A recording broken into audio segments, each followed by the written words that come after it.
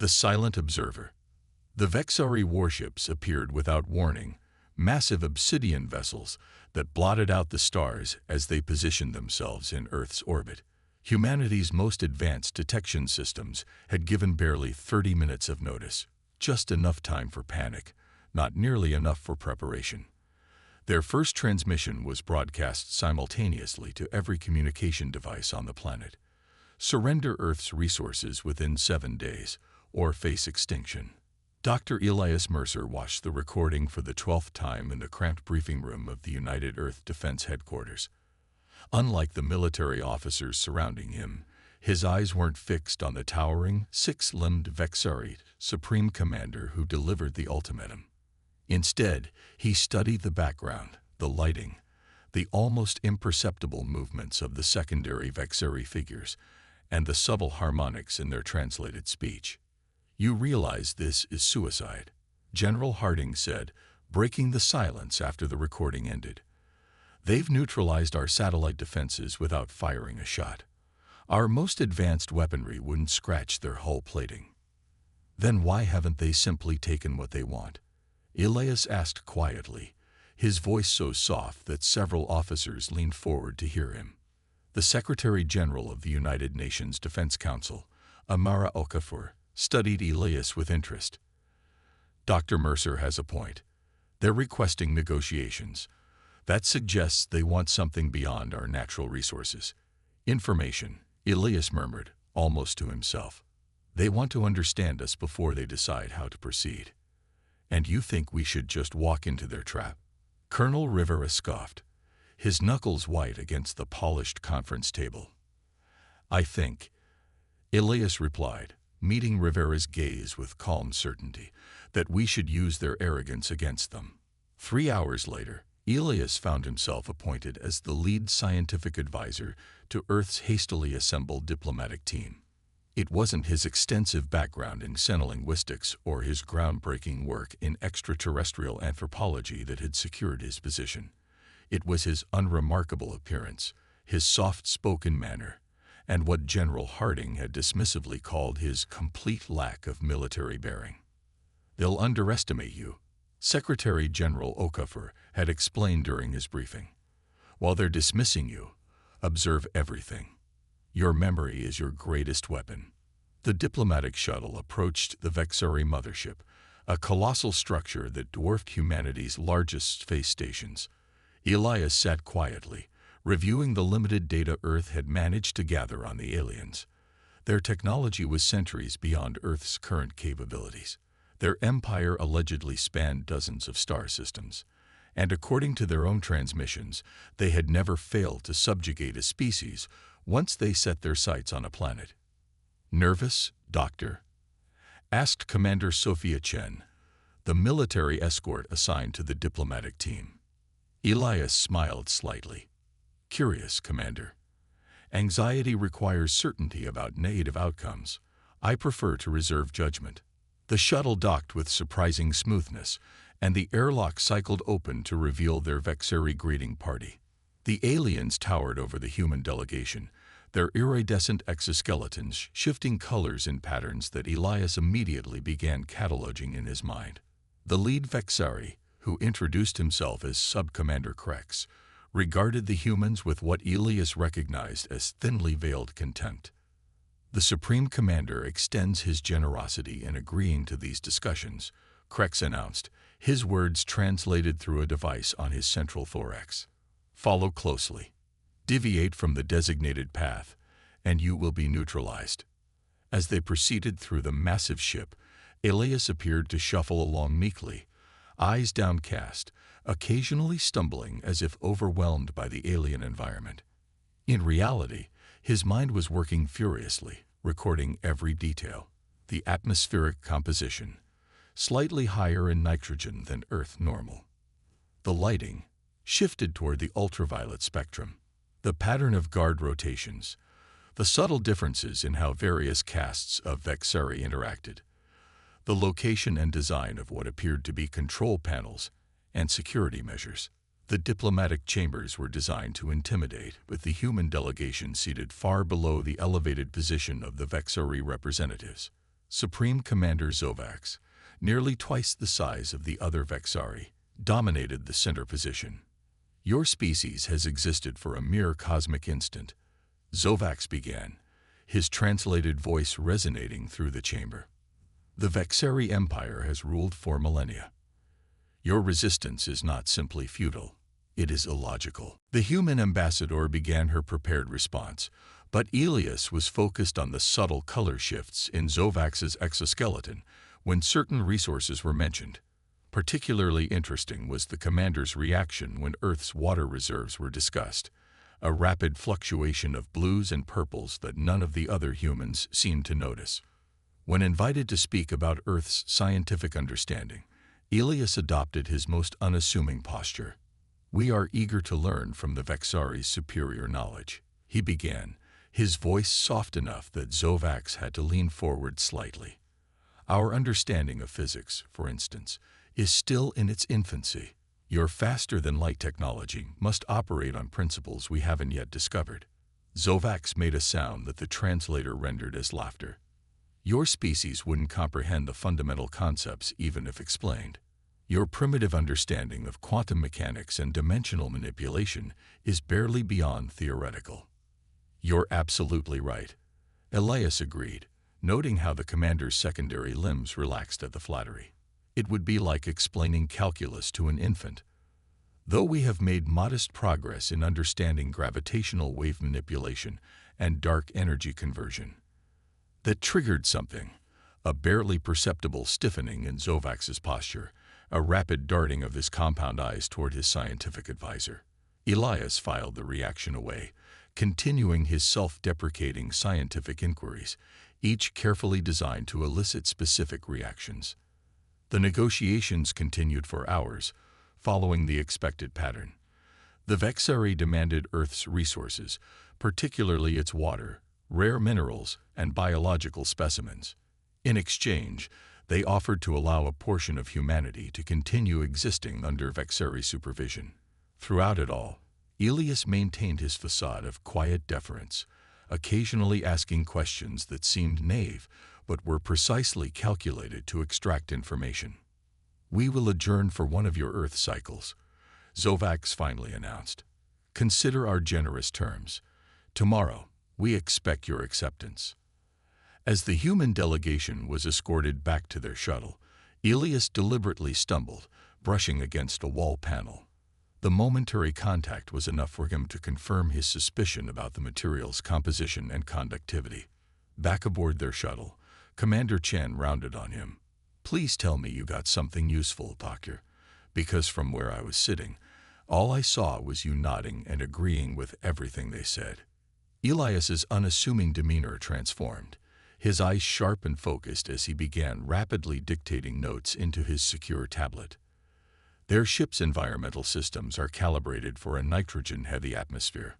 Their visual spectrum extends into ultraviolet, but has a significant blind spot in the low-red wavelength range. Their command structure is absolutely hierarchical. The lower-ranked Vexari won't take any action without explicit orders.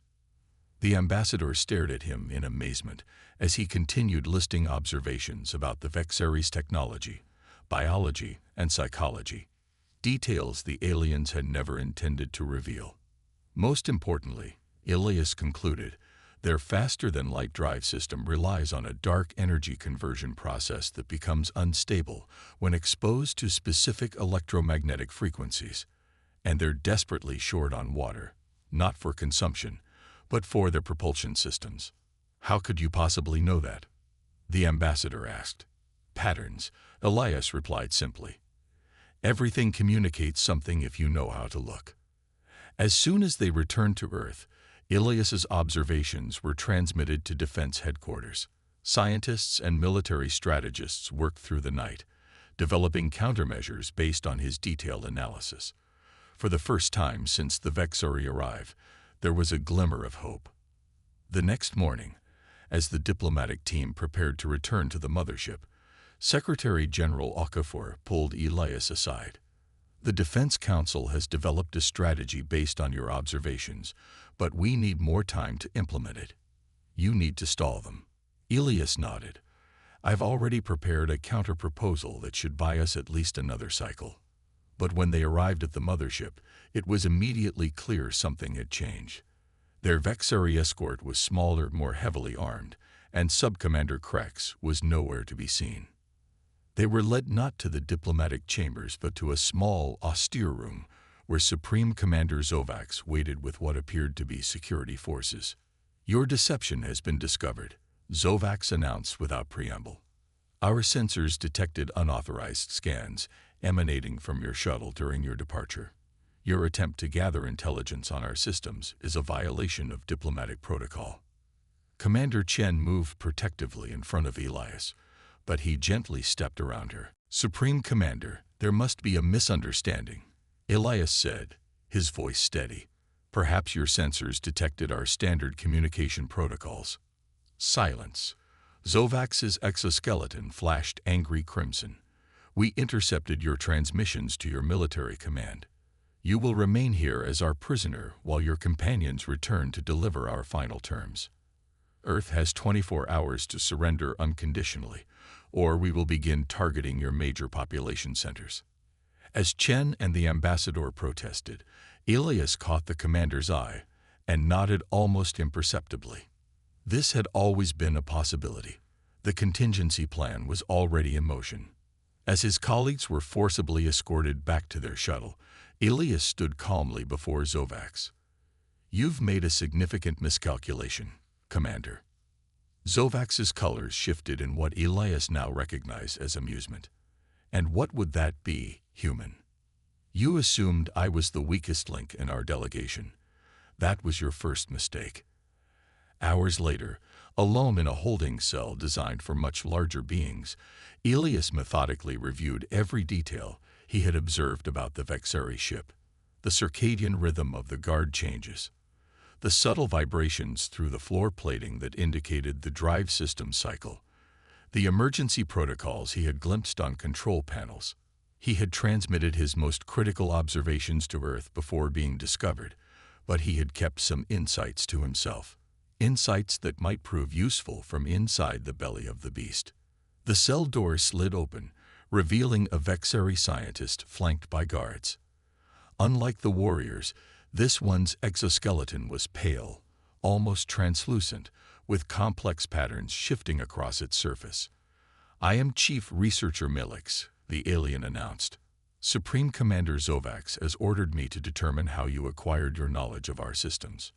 Elias studied the scientist with interest. Unlike Zovax, whose movements betrayed military precision, Milix exhibited the subtle traits of scientific curiosity. The tilted head, the forward position of the primary limbs, the rapid color shifts indicating active thought processes. "Scientific curiosity," Elias replied. "Something I suspect you understand, Researcher Milix." As Earth prepared for what might be its final stand, Elias settled in for the most important conversation of his life, and perhaps of humanity's existence. The calculated response. The diplomatic shuttle streaked back toward Earth, its small crew shaken by Elias's detainment. Commander Chen immediately established a secure channel to Defense Headquarters. "They've kept Dr. Mercer as a hostage," she reported, her voice tight with controlled anger. "We have 24 hours before they start targeting civilian populations." Secretary General Okafor's face on the view screen remained composed, though her eyes betrayed her concern. Did he manage to transmit the full data set before he was discovered? "Yes, Mom." And he seemed prepared for this outcome. At the United Earth Defense Headquarters, a controlled frenzy of activity had been underway since receiving Elias's initial transmission. Engineers worked to recalibrate global defense satellites to emit the precise electromagnetic frequencies that Elias had identified as disruptive to Vexari drive systems. Biologists synthesized compounds designed to exploit the respiratory vulnerabilities he had observed. Military strategists developed tactical responses based on his observations of Vexari command structure weaknesses. "He knew," General Harding muttered, watching the preparations with grudging respect. "The quiet bastard knew he wasn't coming back when he went up there the second time." Secretary General Okafor nodded. He calculated that his value as an internal observer outweighed his loss to our planning efforts. The question now is whether we can implement enough of his recommendations within the deadline. On the Vexari mothership, Elias sat cross-legged on the floor of his cell, eyes closed, seemingly meditative. In truth, he was cataloging every sound, vibration, and atmospheric shift detectable through his cell walls. The Vexari's arrogance had led them to underestimate human sensory capabilities, particularly those of a man who had spent decades training himself to notice what others overlooked. The door hissed open, and Chief Researcher Melix entered alone. A calculated risk that revealed much about the scientist's curiosity and autonomy within the rigid Vexarite hierarchy. "Your species continues to confound expectation," Melix observed, settling into a posture that Elias recognized as informal. "You display none of the fear responses typical of captured specimens. Perhaps your baseline for human fear responses is incomplete," Elias suggested mildly. "Or perhaps there are other factors at play." Melix's exoskeleton rippled with colors indicating intellectual interest. "Such as purpose," Elias replied simply. "Fear is often rooted in uncertainty. I am exactly where I need to be." This triggered a fascinating reaction, a rapid spiral of colors that Elias hadn't observed before. He filed it away for later analysis. "You claim to have deduced our technological vulnerabilities through simple observation," Melix said. "Our analysis suggests this would require computational capabilities beyond your species' neurological parameters." Elias smiled slightly. "Your analysis is based on flawed assumptions about human cognitive diversity. Before I was a diplomat, I specialized in pattern recognition and systems analysis. Your ship is a marvel of engineering, but it follows logical principles. Principles reveal patterns. Patterns reveal vulnerabilities." "Fascinating." Melix's colors shifted rapidly. "Our intelligence indicated your species was at least a century from developing the theoretical framework necessary to understand our technology." "You underestimated our adaptability," Elias replied. "Humans excel at learning from others, including those who consider themselves our superiors. It's not always an advantage to be the most advanced species in the room. Sometimes, having to catch up breeds innovation that complacency stifles." Back on Earth, Commander Chen had landed and immediately been escorted to the Defense Command Center buried deep beneath the Rocky Mountains. Military leaders from every major nation had gathered, setting aside political differences in the face of extinction. "We have less than 18 hours, Chen announced, uploading the final data Elias had managed to transmit before his capture. "Dr. Mercer identified 7 critical vulnerabilities we can exploit if we move quickly enough." Dr. Samira Ellis, head of xenobiology, nodded firmly. "We've been running analysis on the tissue samples we recovered from their scout ship last month. Mercer's observations about their biological vulnerabilities are spot on. Their respiratory system is highly susceptible to certain atmospheric compounds, particularly when exposed to specific sonic frequencies." "What about these weapon specifications?" asked Admiral Zhao, pointing to the detailed schematics Elias had included. "Already in production," replied Director Kapoor of Advanced Defense Research. "We repurposed sonic crowd control technology based on Dr. Mercer's initial hypotheses. The first units will be deployed within hours. As Earth's defenses mobilize with unprecedented speed and coordination, Elias continued his psychological warfare from within the Vexari mothership. His conversations with Melix walked a careful line, sharing enough genuine scientific insight to maintain the researcher's interest while subtly planting seeds of doubt about Vexari's superiority. "In all your conquests across the stars," Elias asked during one such session, "how many species have actually fought back effectively?" "7 have mounted meaningful resistance," Melix answered, scientific objectivity momentarily overriding security concerns. "None successfully." "And did any of those 7 species coordinate their resistance, or did they fight as separate factions?" Melix's colors shifted to what Elias now recognized as thoughtful consideration. "Each fought individually. Your Earth's unified response is anomalous. Not anomalous, Elias corrected gently. Adaptive.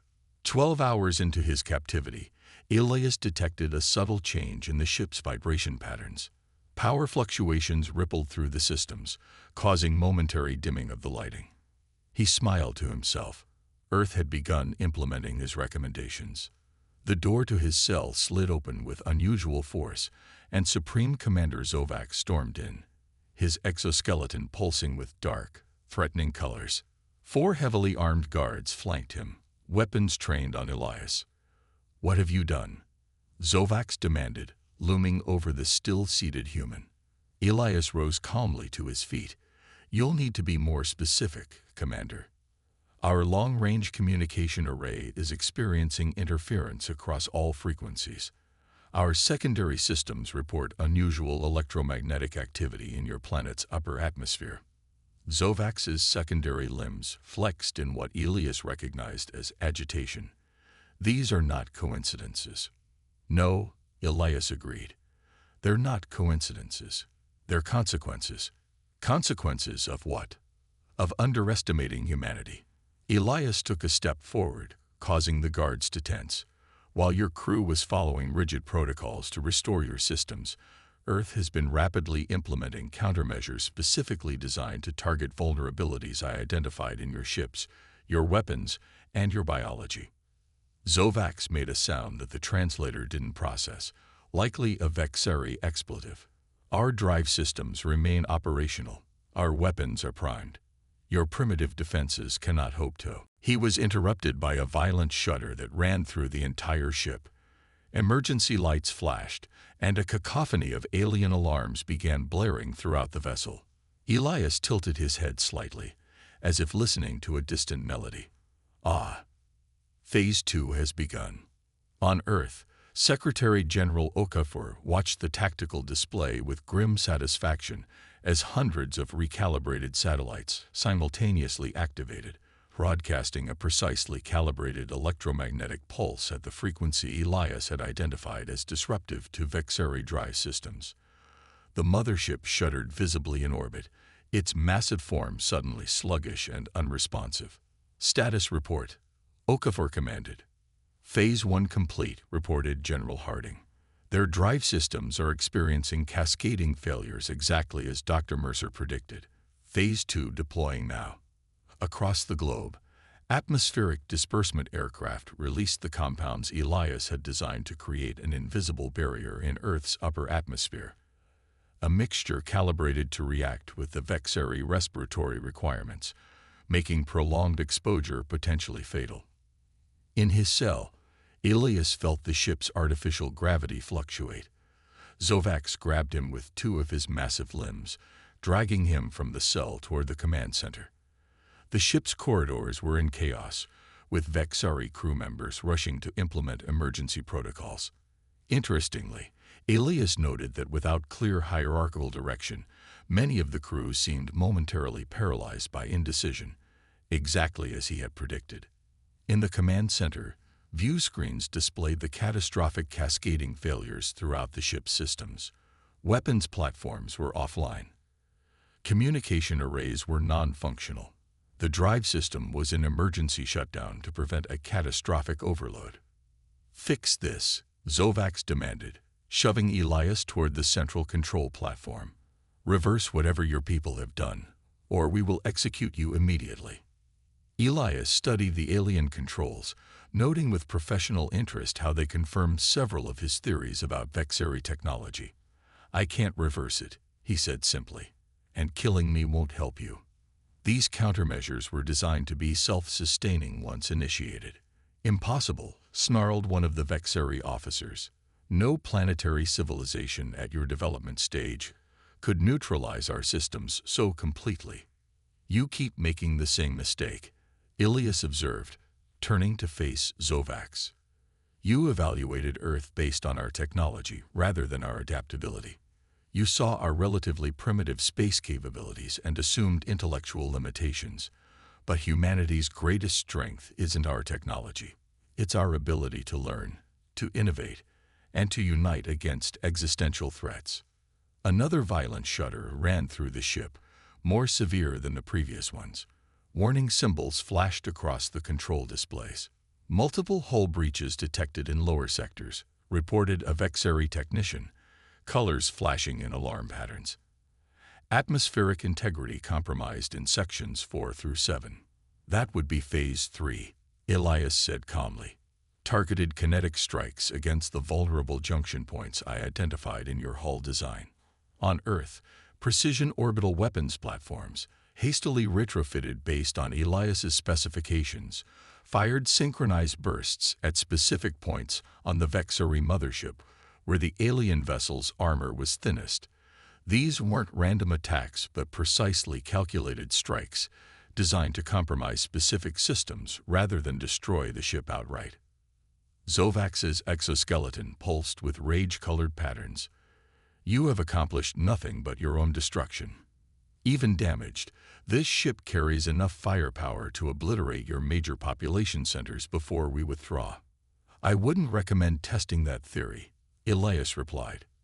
Your weapon systems draw power from the same quantum matrix as your drive core. In its current destabilized state, attempting to channel that much energy would trigger a catastrophic overload. This was a calculated bluff. Elias wasn't entirely certain about the weapon system's connection to the drive core, but his observations had suggested a shared power source. The momentary flicker in Zovax's compound eyes told him his hypothesis was correct. Chief Researcher Melix had joined them in the command center, approaching with the measured caution of a scientist observing an unexpected phenomenon. Supreme Commander, our preliminary analysis confirms the human's assessment. Weapons activation would risk critical destabilization of the remaining functional systems. Another alarm blared, and new warning symbols flashed across the displays. Secondary ships reporting similar system failures, announced a communications officer. The human countermeasures appear to affect all Vexari technology within Earth's orbital range. Zovax turned to his scientific officer. Explain. They've synchronized their planetary electromagnetic field to create a resonance pattern that disrupts our quantum alignment technology. Melix replied, colors shifting in what Elias now recognized as scientific admiration. It's elegant, and not a strategy we've encountered before. Elias watched the Vexari command structure begin to fracture under unexpected pressure. Without clear protocols for this scenario, the rigid hierarchy was showing stress cracks. You have one viable option, Elias said into the growing chaos. Withdrawal. Retreat before a primitive species. Zovax's colors flashed with indignation. The Vexari Empire does not. The Vexari Empire does what is necessary to survive. Elias interrupted. Your backup systems have enough power for a single faster-than-light jump. Your scout ships can be recalled and docked within 2 hours. Earth will allow your withdrawal without further action if you depart within that window. Zovax's compound eyes fixed on Elias with newfound calculation. And if we refuse? Then we continue to the next phases of our defense strategy. Elias replied simply. I've only shared a fraction of my observations with Earth's defense forces. There are other vulnerabilities I've identified that remain unimplemented. This, too, was a bluff. Earth had deployed every countermeasure Elias had designed, but the Vexari had no way to know that, and their experience so far had given them little reason to doubt his claims.